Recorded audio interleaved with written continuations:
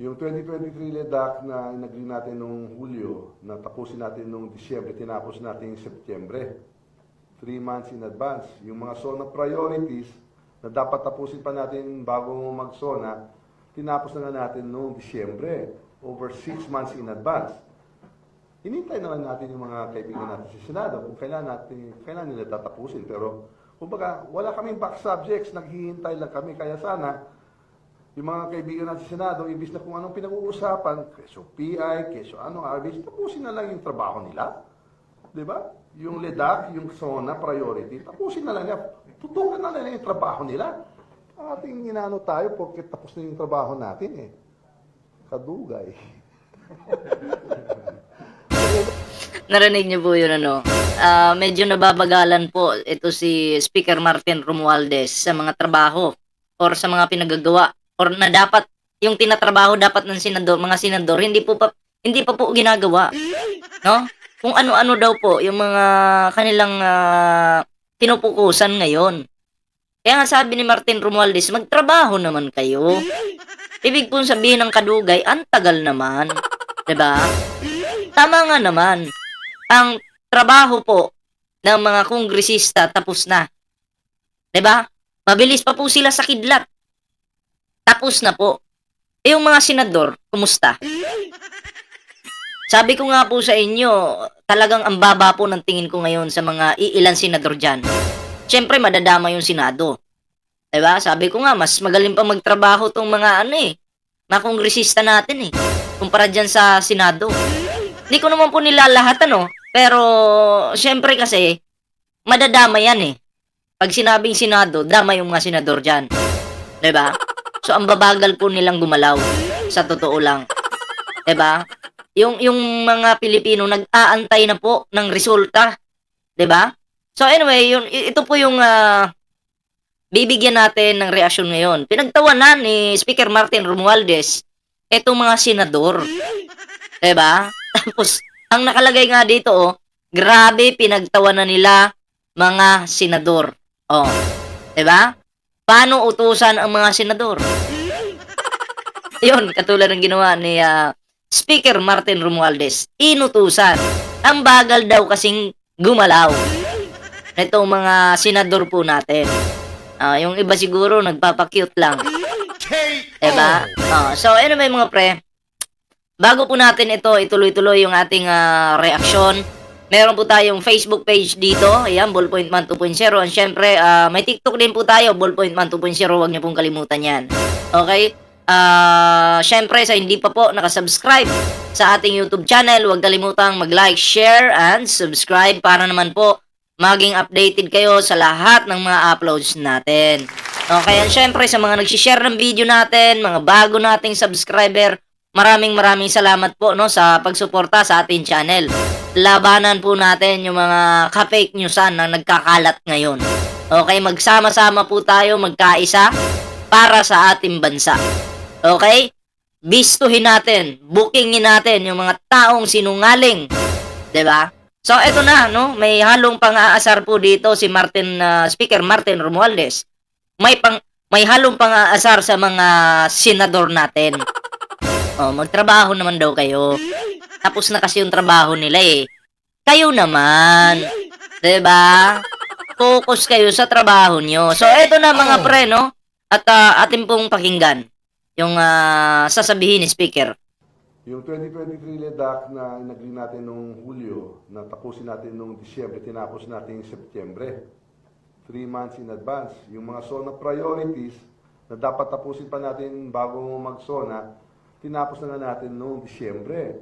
Over 6 months. Ang daming natapos ng Kongreso Daming natapos. Tapos? Advance. Hinintay naman natin yung mga kaibigan natin sa Senado kung kailan nila tatapusin. Pero, inantay naman natin yung mga kaibigan natin sa Senado ayon kay Speaker Martin Romualdez. Kung kailan sila magtatrabaho, kung kailan nila tatapusin yung trabaho. kumbaga, wala kaming back subjects, naghihintay lang kami. Kaya sana, yung mga kaibigan natin sa Senado, imbis na kung anong pinag-uusapan, keso PI, keso RBC, tapusin na lang yung trabaho nila. Diba? Yung LEDAC, yung SONA priority, tapusin na lang nila. Tutukan na lang yung trabaho nila. Ating inaano tayo porque tapos na yung trabaho natin eh. Kadugay. Ah, narinig niyo po yun? Ang tagal. So, ibig sabihin po nun, sa mga hindi po nakakaintindi, kasi Bisaya po yun, no? Pag sinabing kadugay, ang tagal. 'Di ba? Ang tagal po. Bakit nga ba ang tagal? Sana nga itong impeachment din patungkol kay Sara Duterte ay trabahuin na rin ng Senado, 'di ba? Para malaman natin. Kasi sabi nga ng mga DDS mabuti yan. Naisa lang si Sara dyan sa Kongreso, no? At sa and then kasunod Senado magkakaalaman daw kung talaga bang guilty ito si Sara o hindi. 'Di ba? Kung talaga bang mahal ng mga Pilipino itong si Sara o hindi, magkakaalaman daw. So dapat trabaho na. Bayan muna bago sarili. 'Di ba? Ganun po 'yun. Kasi pag sinabing bayan muna, asikasuhin na yung impeachment, no? Dito kay Sara Duterte. Asikasuhin na 'yan. And then yung sarili na pangangampanyan nyo, pwede na munang santabi muna 'yan. 'Di ba? Uulitin ko, may kasabihan, bayan muna bago sarili. Okay? Sa nakikita ko po dito sa ilang mga senador ngayon, inuuna po nila yung sarili nila kumpara sa bayan. 'Di ba? Tuloy. Kasi ito lang, di ba? Bisaya naman si Mix. Tapusin na lang niyo yung trabaho niyo. Tama na ito mga kung ano mong pinagsasabi. Si Senador, magtrabaho ka na lang kayo. Si mga senators, trabaho mo na lang mga dapat yung zona priorities. Para sa bayan, kung ano, paligoy-ligoy pa kayo eh. Dinidistract mo naman yung bayan eh. Tama. Huwag naman paligoy-ligoy kasi mga senador. Okay? Again, hindi ko po nila lahat. Pero may iilan senador dyan, pag sinabing Maka Duterte, dinadaan pa po nila yan sa paligoy-ligoy. 'Di ba? Daming paligoy-ligoy ng mga yan. Trabaho. Kaya kayo binuto ng mga Pilipino para magtrabaho. Hindi yung kung ano-ano yung mga kaututan nyo dyan. 'Di ba? Speaker Martin Romualdez, inuutusan na kayo. 'Di ba? Magtrabaho kasi kayo. 'Di ba? Ang kailangan ng mga Pilipino, yung inyong yung inyong pagpupursige para sa bansa, 'di ba? Sabi nga, magtrabaho kayo. Wag tutulog-tulog katulad ni Drilon. Wag tatamad-tamad. Trabaho. Ha? KO! Di ba? Tapusin mo na yung trabaho niyo. Siguro kaya hindi walang ledak kahapon kasi sa totoo lang, naghihingi pa sila pa ng extension eh. Di...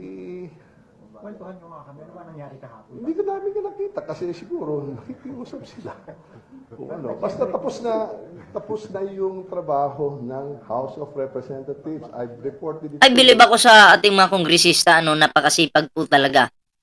Oo, except lang doon sa mga DDS na mga kongresista, ha? Kasi yung mga yun, mga bias yun. Oo, mga bias yun. Diba? Alam nyo na kung sino-sino yung mga hindi pumirma. Okay, and then inuulit ko po, sa mga hindi po pumirma, wag po kayo magalit sa kanila. Hayaan nyo, choice nila yan eh. Pero, wag nyo nang iboto. Doon nyo bawian. Ha? Wag nyo kakalimutan yung mga pangalan ng mga yan na hindi bumoto patungkol sa impeachment dito kay Sara Duterte. Bawian nyo sa pamamagitan ng wag pagboto sa mga yan. Huwag kayong magalit sa pagkatao nila. Hayaan nyo sila. Choice nila yan eh. 'Di ba? Desisyon nila yan eh. Sila yung masusunod dyan eh. Magkakaalaman na lang pagdating ng butuhan. 'Di ba? Good luck. Yung mga bida-bidang makasara dyan ha. Sa mga kongresista. Ay naku po. Sasabihin ko na lang sa inyo, good luck. May iba pa nga dyan eh, katulad ni Erwin Tulfo, anong tawag dito, si Busita. Ibuboto ko po sana yung mga yan bilang isang senador. Pero dahil hindi po sila pumirma, bakit ko pa iboboto? 'Di ba? Oh. Sino nga yung isa? Si Richard Gutierrez ba yun? Gomez. O Gomez yata. Hindi rin pumirma. 'Di ba? Basta tandaan nyo po kung sino-sino yung hindi pumirma. Alam mo, kahit nasa listahan ko na sana yan eh. Si Busita, si Erwin Tulfo. Yan yung nangunguna sa akin, yung dalawang yan. Pero dahil po, hindi sila pumirma, good luck. Hindi ko muna kayo iboboto sa ngayon. Okay? Ganun lang naman kasimple. Sabi ko nga, no to pro-China tayo. 'Di ba? Ganun lang kasimple po. No to pro-China, no to pro-Duterte, no to Kibuloy. Okay? Yan tatlong yan, tandaan nyo. Kung sino man yung mga sumusuporta kay Kibuloy, sa China, at sa mga Duterte, huwag na huwag po nating iboboto yan. Diba?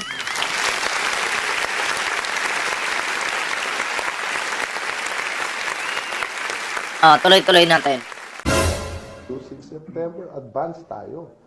Tuwing break, at tapos na lahat ng assignments natin.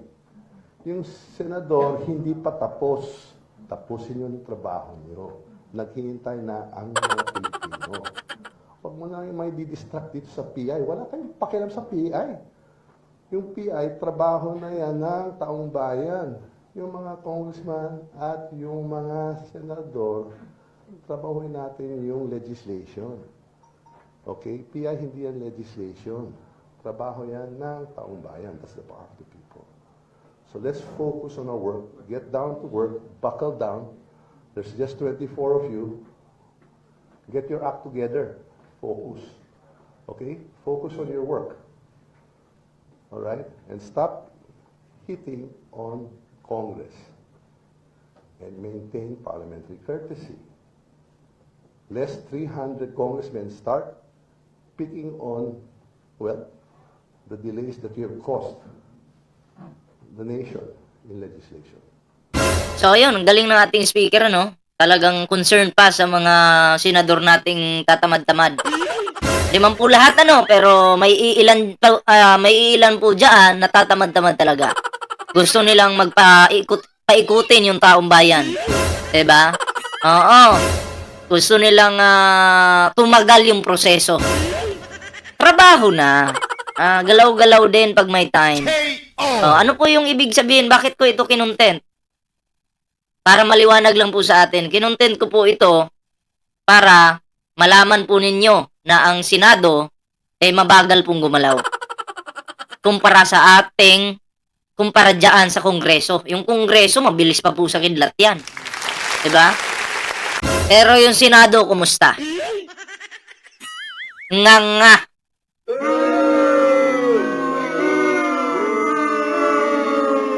Diba?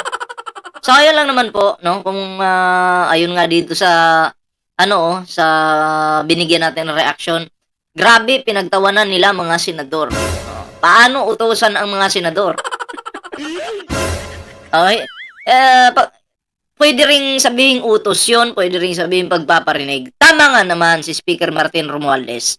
Magtrabaho kayo. Kaya kayo naging senador para magtrabaho.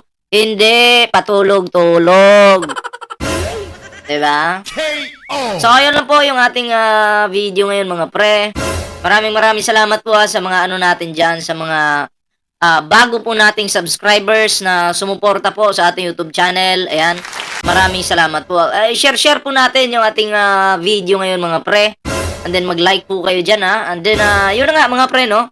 Bago po tayo magtapos sa ating video ngayon, meron po tayong Facebook page dito. Yan. Ballpoint Man 2.0. Okay?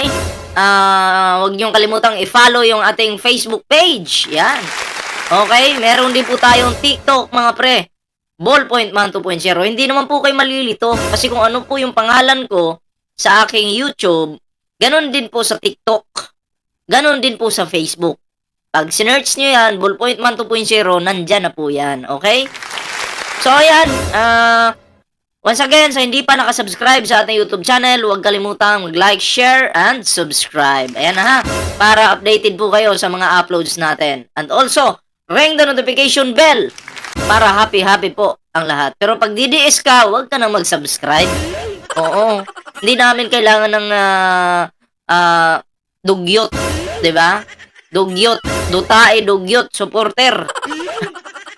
Hindi po namin kailangan yan. So, ayun lang. Kita-kits po tayo sa susunod na video.